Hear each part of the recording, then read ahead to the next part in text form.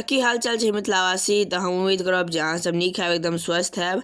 तो अहाँ सबके स्वागत है हमारे वीडियो में। तो आई हम सब निकलल छलहुँ हैं घूमय के लेल।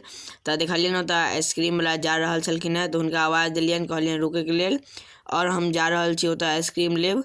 देखै छियै कोन कोन आइसक्रीम छै हुनका। ओना शाम भऽ गेल छै, हमरा नहि लागैए जे आइसक्रीम हेतनि बेसी। आब जएह हेतै सएह लऽ लेबै, की करबै। रुकल तऽ छथि।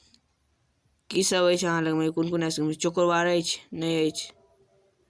नहीं, ई छोड़ियौ, कथी लागि गेल छै? पर चोकोबार नहीं है, ये तो ऑरेंज छी। नहीं चोकोबार चाहिए। नहीं है, छोड़ दियौ तखन अथी दऽ दिअ हमरा।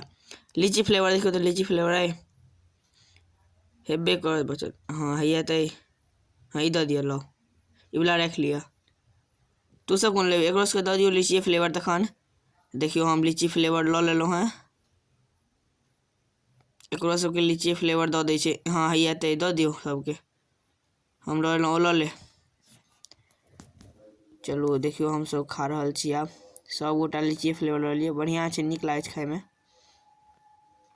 हम उम्मीद करब जे अहाँ सबके ई वीडियो नीक लागल है। जँ नीक लागल हुए तऽ वीडियो के लाइक करू, शेयर करू और कमेंट करू।